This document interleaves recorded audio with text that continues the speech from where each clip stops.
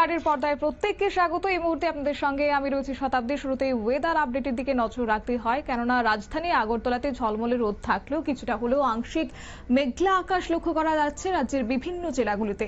তার মধ্যে তাপমাত্রার কথা বলছে সর্বোচ্চ থাকবে 33 ডিগ্রি সেলসিয়াস এবং সর্বনিম্ন 23 ডিগ্রি সেলসিয়াস। যদিও সেক্ষেত্রে রাজ্য জুড়ে একটা ঝড় বাতাসের প্রকোপ থাকছে, সঙ্গে থাকছে বৃষ্টির সম্ভাবনা। বিস্তারিত যাবো, আমাদের সঙ্গে যুক্ত হয়েছে প্রতিনিধি অঙ্কিতা বর্ধন। অঙ্কিতা, এই যে বৃষ্টিপাত শুরু হয়েছে তার প্রভাব কতদিন পড়বে এবং কতটা পড়বে, কি বলছে হাওয়া অফিস? ইতিমধ্যে কিন্তু দেখা যাচ্ছে কখনো রোদ, কখনো ঝলমলে আকাশ, আবার কখনো মেঘলা আকাশ। এই যে একটা দেখা যাচ্ছে পরিবর্তন, আর তাকে কেন্দ্র করে কিন্তু বলা যাচ্ছে যে বৃষ্টির সম্ভাবনা থাকছে।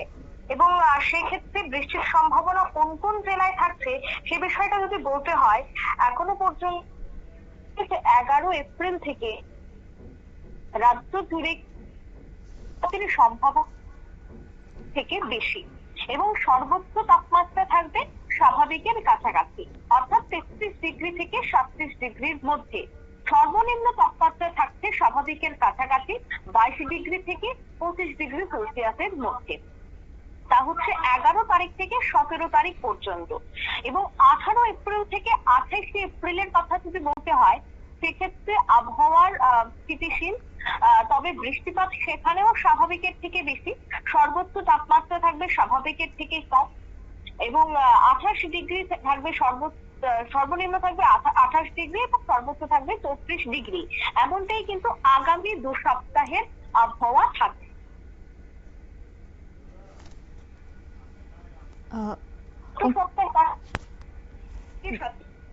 দুঃখিত, আমাদের যোগাযোগ বিচ্ছিন্ন হচ্ছে, আমরা যোগাযোগ করার চেষ্টা করছি। এবং সেই সঙ্গে রাজ্যের আবহাওয়া দপ্তর কিন্তু জানাচ্ছে 11 এপ্রিল থেকে একটা ভুল বদল হতে পারে। যদিও এর আগে বেশ কিছু জেলা জুড়ে তাপমাত্রাও যেমন ঊর্ধ্বমুখী ছিল, অন্যদিকে ছিল বৃষ্টির প্রকোপ। এবং গতকালকেও সেই বৃষ্টিপাতের ছবি ধরা পড়েছে রাজ্যের বিভিন্ন জেলাগুলিতে। যাবো ফের একবার বিস্তারিত, যুক্ত হয়ে গেছে অঙ্কিতা বর্ধন। অঙ্কিতা, যেমনটা বলছিলে, একদমই। দেখো, গত সপ্তাহে দেখা যাচ্ছে যে সর্বোচ্চ যে তাপমাত্রা, সে তাপমাত্রা কিন্তু ছিল 34 ডিগ্রি থেকে 37 ডিগ্রির মধ্যে এবং তার 7 দিন স্বাভাবিকের থেকে বেশি ছিল সর্বোচ্চ তাপমাত্রা। গত সপ্তাহে সর্বোচ্চ তাপমাত্রা রেকর্ড করা হয়েছে 36.6 ডিগ্রি সেলসিয়াস, তা হচ্ছে 9 এপ্রিল পর্যন্ত। সেক্ষেত্রে বলা যাচ্ছে যে গত সপ্তাহে বৃষ্টিপাত হয়েছে 1.7 মিলিমিটার, স্বাভাবিক বৃষ্টিপাত হয়েছে 41.6 মিলিমিটার। আর সে জায়গায় তারতম্য যদি বলতে হয়, তবে সেখানে থাকছে -96%, অর্থাৎ অধিক ঘাটতি। এছাড়া প্রাক বর্ষা ঋতুতে বৃষ্টিপাত, অর্থাৎ 1 মার্চ থেকে আমরা যেভাবে দেখেছি 2 এপ্রিল পর্যন্ত, সে জায়গায় কিন্তু দেখা গেছে বৃষ্টিপাত 4.7 মিলিমিটার। স্বাভাবিক বৃষ্টিপাত ছিল 122.4 মিলিমিটার।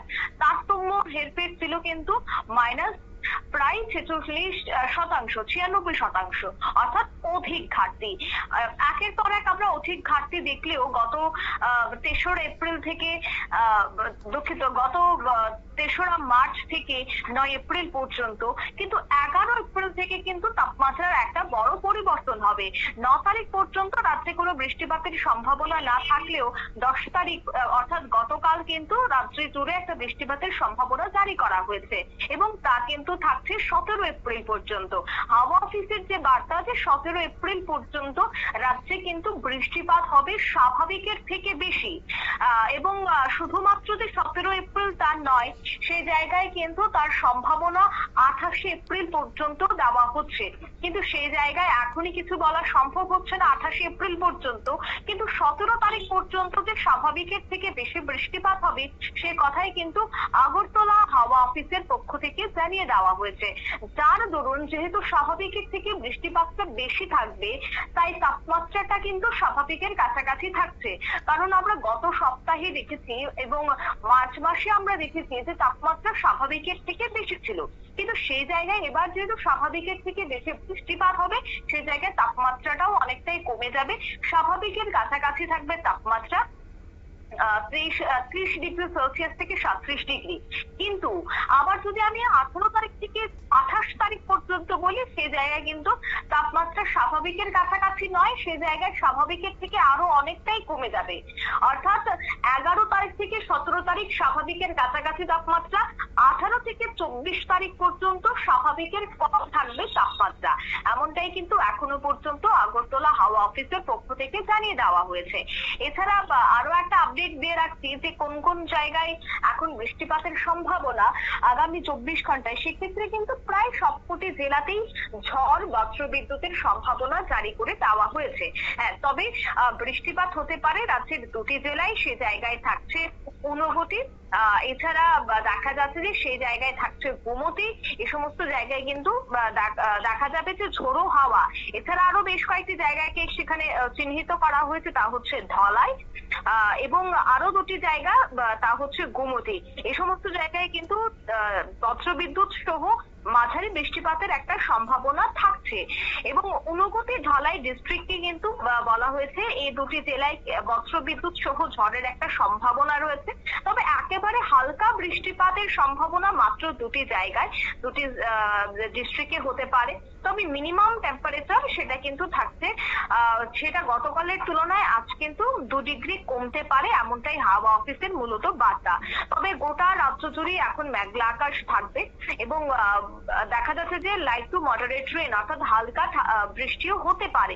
কিন্তু যেহেতু মেঘলা আকাশ থাকবে সেক্ষেত্রে তাপমাত্রাটা তেমন ভাবে অনুভূত পারবে না এবং আর্দ্রতাজনিত যে অস্বস্তি সেটা সামান্য হলেও কম থাকবে বলে কিন্তু মনে করা হচ্ছে। কারণ গোটা রাজ্য জুড়ে মেঘ সৃষ্টি হয়ে গেছে। যেহেতু মেঘ সৃষ্টি হয়েছে সেক্ষেত্রে কিন্তু এবার বৃষ্টির একটা জোরালো সম্ভাবনা এবং বৃষ্টি হলেই তাপমাত্রা রাত্রে কমে যাবে।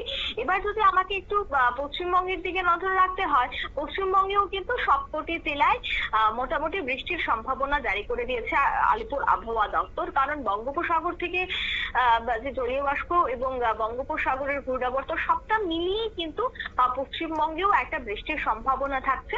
অন্যদিকে যদি অসমের কথাও বলতে হয়, অসমেও কিন্তু একটা বৃষ্টিপাতের সম্ভাবনা থাকছে। অসমের বেশ কয়েকটি জেলা কালাপাহাড় এবং আরো গুয়াহাটি সহ বেশ কয়েকটি জেলায় কিন্তু বৃষ্টির সম্ভাবনা থাকছে। অর্থাৎ গোটা দেশ জুড়েই যেহেতু এবার বর্ষা হতে চলেছে সেই ইঙ্গিত কিন্তু আইএমডি আগেই দিয়েছিল যে এপ্রিলের শুরু থেকেই একটা বৃষ্টির সম্ভাবনা। যদিও রাজ্যে দেখা গেছে যে আজ 11 তারিখ, এখন থেকে বৃষ্টির সম্ভাবনাটা প্রকট হচ্ছে এবং স্বাভাবিকের থেকে বৃষ্টিপাতের সম্ভাবনা জারি করা হয়েছে। সেক্ষেত্রে বলা যাচ্ছে যে বিভিন্ন জায়গায় এই মুহূর্তে বৃষ্টির প্রকোপ দেখা দিতে পারে, ঝড়ঝঞ্ঝা হতে পারে আইএমডির বার্তা অনুযায়ী।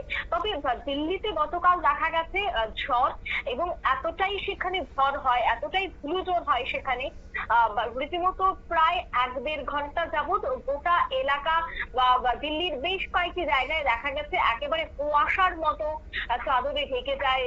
কিন্তু সেই জায়গায় সেই জায়গায় আইএমডি বলছে যে দিল্লিতেও বৃষ্টির সম্ভাবনা, কারণ দিল্লিতেও তাপমাত্রা ঊর্ধ্বমুখী। তার ইনিংস গতকাল থেকে শুরু হয়েছে ঝোড়ো এই বাতাসের ফলে এবং ধূলিঝড়ের পর এই যে বৃষ্টির সঙ্গে দিল্লিতে তা অনেকটাই স্বস্তিদায়ক হবে, কারণ দিল্লিতে চাঁদ ফাটা রোদ আর তার জেরেই নাজেহাল হতে হচ্ছে দিল্লিবাসীকে। অন্যদিকে দেখা যাচ্ছে হরিয়ানা, পাঞ্জাব এবং লুধিয়ানা সে সমস্ত জায়গাতে কৃষকরা রীতিমতো মাথায় হাত, কারণ সেখানেও বৃষ্টির কোনো ধরনের দেখা মিলছে না। তবে এবার পাঞ্জাব, হরিয়ানা, রাজস্থান, গুজরাট সে সমস্ত জায়গাতেও কিন্তু একটা বৃষ্টির সম্ভাবনা দেখা দিয়েছে। বৃষ্টি হবে গোটা দেশ জুড়ে, এমনটাই কিন্তু এখনো পর্যন্ত আমরা আভাস পাচ্ছি। ধন্যবাদ। আপনারা শুনলেন, অর্থাৎ দেশের বিভিন্ন রাজ্যের ক্ষেত্রে কিন্তু তাপমাত্রা অনেকটাই ঊর্ধ্বমুখী রয়েছে। সেই সঙ্গে বেশ কিছু রাজ্যের ক্ষেত্রেও পূর্বাভাস দিয়েছে যে বৃষ্টি হতে পারে এবং সেই মোতাবেকই লক্ষ্য করা যাচ্ছে বিশেষ করে পশ্চিমবঙ্গ থেকে শুরু করে অসম একাধিক রাজ্যের ক্ষেত্রে বৃষ্টির প্রকোপ। সেই সঙ্গে রাজ্যেও একই ছবি, অর্থাৎ গতকালকেও স্বস্তির বৃষ্টি লক্ষ্য করা গেছে রাজ্যের বিভিন্ন জেলাতে। যদিও রাজধানী আগরতলাতেও মাঝারি বৃষ্টিপাত পরিলক্ষিত হয়েছে এবং আগামী 24 ঘন্টার জন্য থাকছে বৃষ্টিপাতের পূর্বাভাস। নিয়ে নিয়েছি ছোট্ট একটি বিজ্ঞাপন বিরতি, সঙ্গে থাকুন।